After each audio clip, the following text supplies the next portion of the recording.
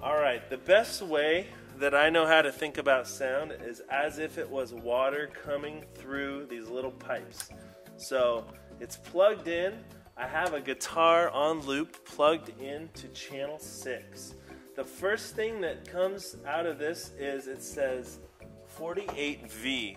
Now there are certain types of microphones and direct boxes that require this button to be pushed. That allows them to have the sensitivity to pick up the sound that they need. For this one that I'm using, the direct box does not require the 48 volt phantom power. The next one is a line in if you had an instrument, but we're not going to plug in an instrument directly to the board through a 1/4 inch cable. And then the insert takes the sound immediately out, does something, processes it, and then sends it back in. Now we get to the gain. The gain is one of the most important parts of your sound not being distorted.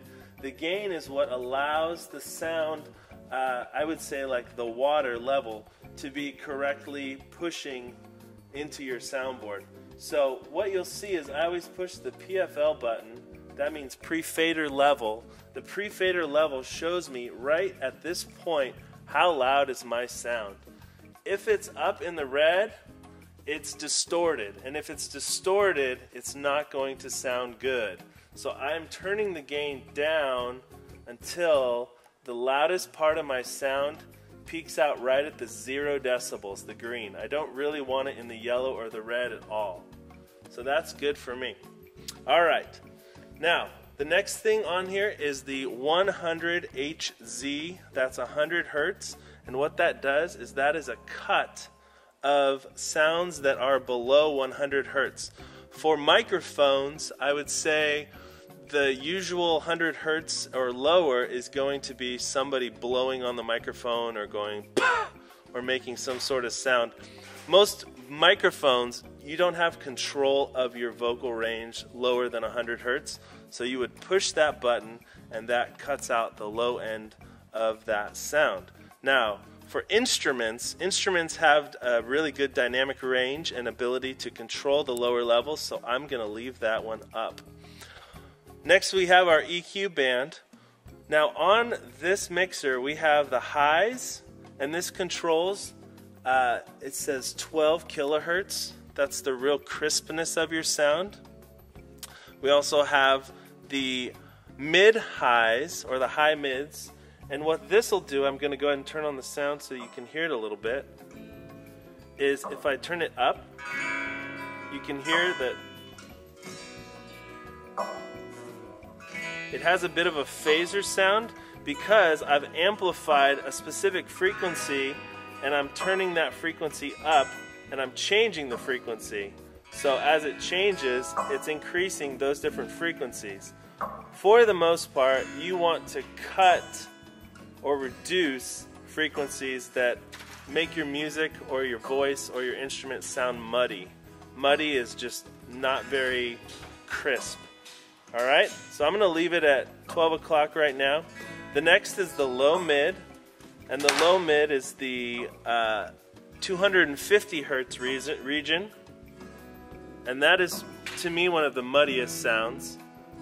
So 250 Hertz is kind of that mid-low end of an instrument. Pianos are good at that, but there's not a whole lot of things that you'd want to amplify. So usually you want to cut a little bit of the low mid. And then finally the low frequency is at 60 Hertz. 60 Hertz is basically the sound that you feel, not so much hear as much. I like to turn that up sometimes if it's a song or an instrument like a bass, so that you can really feel the bass. Some instruments you may want to cut. On a microphone you may want to cut that, but that for the most part is your EQ. Generally you can just leave everything at 12 o'clock and it's fine.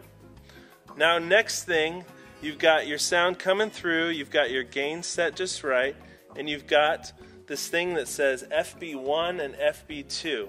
Now we've relabeled those over here as monitor 1 and monitor 2, and what that means is everything in this row that is on is going to be sent to monitor 1 or monitor 2. Now the monitors I'll show you how to set those up in a second, but those are so that the people on the stage can hear themselves. So as someone on the stage says, hey, I need to hear more of my guitar, I can turn that up a little bit. The overall mix of all of these for monitors 1 and 2 is right over here next to the mains. And so you have monitor 1 and monitor 2. Those are, again, the monitors on the stage. Right now we only have monitor 1 available. So monitor 2 we don't really use at all in here right now. But we'll talk about that in a second. Alright, now the last thing we'll talk about is the auxiliary channel and the effects channel. Actually, we'll talk about a few more things, but the EXT effects over here on the left, you can see it says EXT effects. When you turn this up within a certain channel, that's going to turn up the amount of the guitar that goes to our external effects processor. And right now it's set at marble room. That's what we call a plate.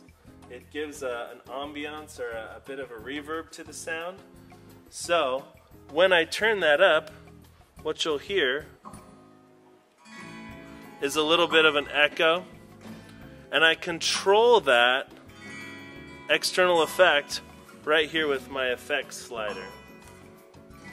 Now the effects slider, if I turn it down, I don't know if you can hear it, but the effects go away. When I turn it up, the warmness or the reverb comes back. Now one other thing is we also have an effects for the board. The board has built-in effects. So the yellow auxiliary effects will add, and I'll just put it at 12 o'clock, will add post fader, which means after you put the slider on, post fader effect, and you select these effects right here and it says internal effects. And so I'll go to push the button until I get to delay. Now, when I push up the slider, you can hear, I don't know if you can, but the delay is on. One thing to note is back here, if you have the auxiliary effects and the internal effects selected, if you have both of them up, it is going to play both of those effects when you push up the yellow slider. And usually you don't want to have more than one effect on the channel itself. So choose one or the other. If you want to use the internal effects, turn off the blue. If you want to use the external effects, turn off the yellow. And then you'll again control all the overall effects with the yellow slider that says effects. Alright, the last thing we'll talk about is panning. Panning is sending your sound from the left side of the room to the right side of the room. Now, when would you ever do that? One of the times when you would do that is if you have identical instruments, like two guitars. If I have these two channels are two different guitars, I'd probably pan one to the left and one to the right a little bit. If you have vocalists that sing the same melody, you probably want to pan them away from each other so that the sounds aren't coming from the exact same speaker exactly the same. That's about one of the only times you'll use the pan. And then finally, the mute button stops all the sound from coming in and out of the board. I'm sorry, it comes in, but it does not go out of the board. So no matter what you do with the slider, the sound is muted.